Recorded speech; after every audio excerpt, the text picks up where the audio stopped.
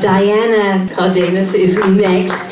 She was born in 1985 in Cali, Colombia, to Luz Marina and Rafael. Both her parents come from big families. She has 26 uncles and aunts. She's the oldest of two sisters. Diana left Colombia after graduating from high school back in 2003 to pursue a better education. She spent 2 years in Geneva, Switzerland, learning French, and then moved to Miami in 2005 to continue her education. Her dreams of starting her university got postponed for a few years while she was working on her immigration status. After a few years of living in Miami, she was able to enroll in Miami-Dade College. She moved to Colorado 6 years ago and completed her MSBA at Colorado Mountain College. Well done. Diana has had a variety of jobs since she moved to the USA. In Miami, she worked at Nordstrom's as a sales associate while taking classes at CMC. She worked at the law office of Donald Kaufman in Glenwood Springs as a legal advisor, and she is now working as a match advisor at English in Action. Wow, what a steep career.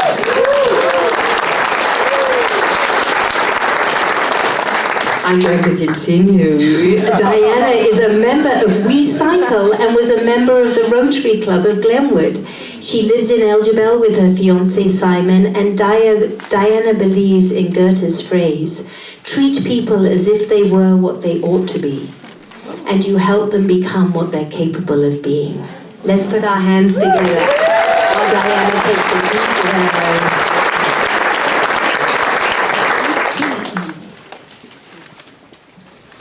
Americans are weird. I thought so in my early 20s when I first moved to Miami to continue with my education. At the time, my thinking was that Americans were dry, cold, individualistic. They weren't gentlemen. You know, they were just missing that chispa Latina that Latin men have around women. But 9 years ago, I met an American. His name is Simon, and we met through work. I still remember our first conversation. Don't ask me how we did it, but we managed to communicate with my basic English and his non-existent Spanish. He was asking me a lot of personal questions, and then he said to me that he had a 9-year-old boy and an ex-wife. Big no-go for me. I say to myself, Diana, you're never going to date an American. But to make the long story short, we started dating. And the first thing I wanted to do with Simon was to invite him salsa dancing. I'm from Cali, Colombia, the salsa capital of the world. And I grew up dancing together with friends and family. It's one of my passions, and salsa is rooted in my blood. So I invited him with some friends. We went out. We were dancing, having fun. But then I saw Simon sitting at the bar, really upset. So I went there and I asked him, Simon, is everything okay? Are you having fun? I say, no. I don't like the way you're dancing with those guys. You're dancing too close to each other. And your dance is too sensual for me anyways. I was surprised, okay? And so we were talking about it the next day. And he explained to me that Americans usually go out by themselves to find a companion. He had to give me a few examples because I couldn't understand. And until this day, I still don't understand why would you go out by yourself, dance with someone barely touching, and go home with that person and have sex. Another thing that surprised me about Simon was when we were long-distance dating. We arranged a trip to meet in New York. Simon flew first from Aspen, and I was going to meet him the next day, flying from Miami. I was really excited and nervous for this trip because it was going to be my first time in New York. It was winter time, and we had made a lot of plans. It was going to be a romantic trip.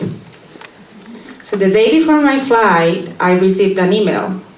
The subject, directions, how to get to my friend's house. After reading the email, I was shocked. Simon was expecting me to arrive by myself with my poor English in this huge city that I don't know, and catch a train and try to find him. I was really upset. I said, where is his chivalry? I called him right away and I said to Simon, Simon, if you're not picking me up at the airport, I will not go to New York. He couldn't understand what I was upset. He couldn't understand why I was upset, but he came and picked me up. And I love the fact that he still comes and meets me every time I travel. And talking about traveling, I have to admit that Simon might not be good at dancing, but he's great at traveling. He's a very adventurous person. In Colombia, when you travel, you always go to the same places, you do what tourists do, you don't plan anything, and it's mostly to relax. With Simon, it's the opposite. He likes to take you to places that are really hard to get, with beautiful views that take your breath away. While I was living in Miami, he introduced me to scuba diving because he doesn't like cities and he wanted to do something away from the people. Here, he introduced me to skiing, kayaking, canoeing, camping, biking, all these sports that I probably have never done in Colombia because they're not easily accessible or affordable. He has not only taken me on these adventures, he has also invited my family along. The last time my sister and my mother came to visit, he took them shooting. Coming from a country that has been with an internal conflict for many years, for my mom and my sister was quite the experience. They have never touched a gun before. Civilians in Colombia are not allowed to have guns, or they're not easy to access.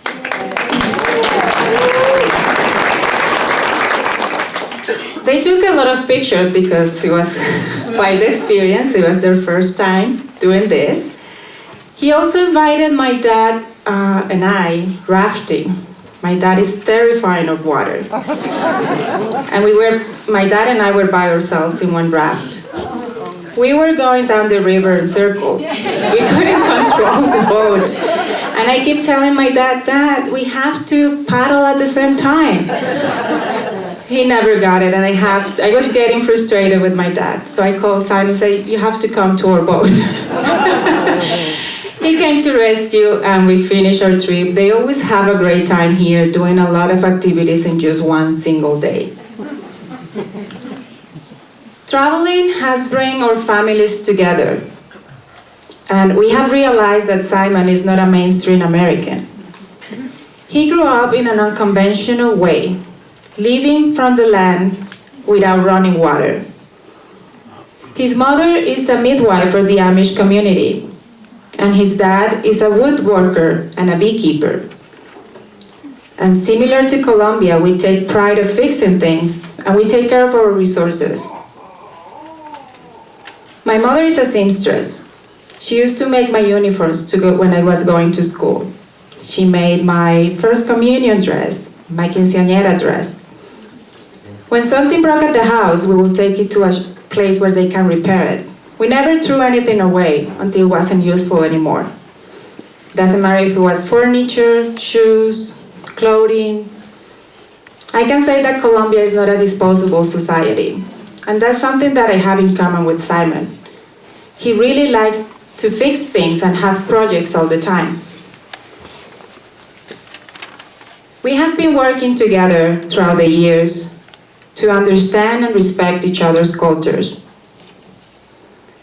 Now I know that I have to follow the rules while driving, stop at the stop sign, respect the speed limit. That's what Simon keeps saying every time he's in the car with me.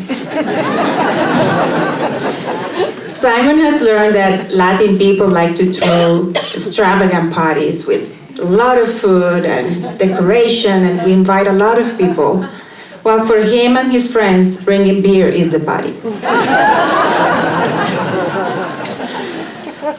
And I have learned that also American men are very involved around the house and helping raising their kids. And that's pretty amazing because in Colombia, you don't see that pretty often. I have been here in the United States now for 13 years. It took me 5 years to get a green card and being able to visit my family again. 6 years to being able to have a good English and graduated from college.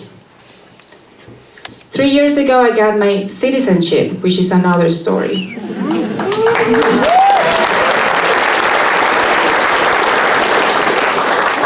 Simon has been with me throughout all my struggles. And ironically, I found myself getting ready to marry this weird American. Thanks to him, my adaptation to this country has been way easier compared with other immigrants. And I feel like the luckiest girl who has the best of both worlds. I have my Colombian heart and my Colombian roots. And here in America, I found love, independence, and freedom.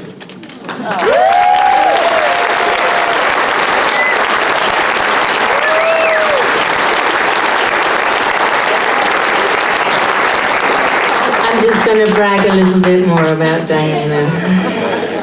She's still a student in English in Action with her tutor, Maria Cook. And Diana applied for a Fulbright scholarship this September, and now Maria is helping Diana to study for her GMAT to do an international MBA in Spain.